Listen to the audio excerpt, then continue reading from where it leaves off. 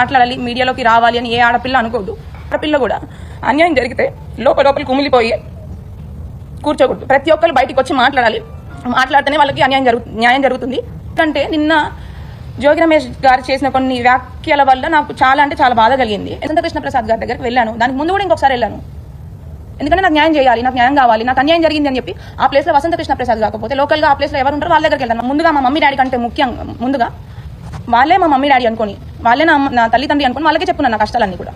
ఇట్లా జరుగుతుంది, ఇట్లా నాతో సరిగ్గా ఉండట్లేదు అని చెప్పి. కానీ మమ్మల్ని ఇద్దరిని పక్కన కూర్చోబెట్టి ప్రాబ్లం ఏంటి అని అడగాల్సింది పోయి మా అత్తగారు శకుంతల, ఇంకా నువ్వు హిందువు, మీ దేవుడు నమ్ముకున్నావు కాబట్టి నీకు ఇట్లా అయిందేమో, మా దాంట్లోకి వచ్చేసాయి అని చెప్పి ఇట్లాంటి మాటలు మాట్లాడదనమాట.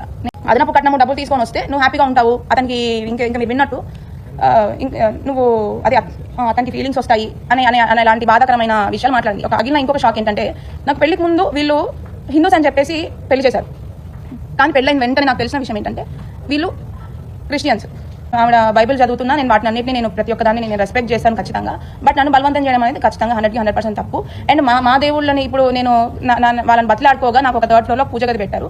దాంట్లో కనీసం నేను అగరబత్తులు వెలిగించి గంట కొట్టాలన్నా కూడా చాలా భయపడేదాన్ని. ఎందుకంటే ఆమె ఆ టైంలో చేసిన నాకు ఆ వ్యాఖ్యల వల్ల ఫస్ట్ నాకు పూజ చేయాలన్నా కూడా దాంట్లో భయమేది.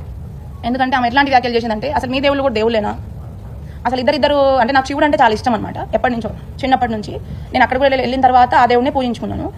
ఆ దేవుళ్ళ గురించి కూడా అసలు ఇద్దరు వైఫ్లు ఉంటారు, ఇద్దరు పిల్లలు ఉంటారు, వాళ్ళకు కూడా అన్ని మనుషులాగానే అన్నీ ఉన్నాయి. అసలు వాళ్ళ దేవుళ్ళు ఎట్లయితారమ్మా? ఇప్పుడు నువ్వు పూజ చేసావు, ప్రసాదం పెడితే దేవుడు తినేస్తాడా అని చెప్పి ఇట్లాంటి మాటలు మాట్లాడడం కూడా చాలా తప్పు. వాళ్ళు లోపల ఎట్లాంటి హిందువులకు సంబంధించిన పూజలు కానీ హిందూ కార్యక్రమాలు కానీ అంటే బయట పబ్లిక్ లో మరి ఏం చేస్తున్నారు, ఏం పూజలు చేస్తున్నారు, ఎక్కడికి వెళ్తున్నారు అనేది నాకు సంబంధం లేదు. నేను ఇంటికి కూడా ఇంట్లో ఏమైతే ఫాలో అవుతున్నారో వాటిని నేను పరిగణలోకి తీసుకుంటాను. వాళ్ళ ఇంట్లో ఒక పూజ గది లేదు. బట్ మేము పెళ్లి చూపులకు వచ్చే ముందు అక్కడ మాకు తగ్గట్టుగా ఫోటోలు అరేంజ్ చేసి మమ్మల్ని మోసం చేసి, నేను క్రిస్టియానిటీ ఫాలో అవడం అనేది నేను తప్పుగా పరిగణించట్లేదు. ఎవరి దేవుని వాళ్ళు రెస్పెక్ట్ చేస్తారు. బట్ చెప్పకుండా పెళ్లి చేసి మోసం చేసిందే కాక బలవంతం చేయడం అనేది ఇంకొక తప్పు. అవన్నిటి నేను ఎఫ్ఐఆర్లో క్లియర్గా నేను చెప్పిన దాంట్లో 100% ట్రూత్. అది ఆధారాలు కూడా ఇంకా కూడా దానికి సంబంధించిన ప్రతి ఒక్క ఆధారం నేను ఎఫ్ఐఆర్లో ఉంచిన ప్రతి ఒక్క అక్షరానికి నాకు దానికి సరైన ఆధారాలు ఇంకా కూడా ఉన్నాయి. అవి కూడా మీకు అర్థమయ్యేటట్టు నా మీద ఫ్యూచర్లో తప్పుడు ప్రచారాలు, ఇదంతా ఏదో రాజకీయం కోసం చేస్తుంది అని చెప్పి డైవర్ట్ కాకుండా నా దగ్గర ఇంకా కూడా ఎవిడెన్స్ ఉన్నాయి. వాటిని అన్నింటినీ కూడా మీకు తొందరలోనే సమయాన్ని బట్టి మీకు ఖచ్చితంగా వాటిని మేము తీసుకొద్దామని అనుకుంటున్నాము.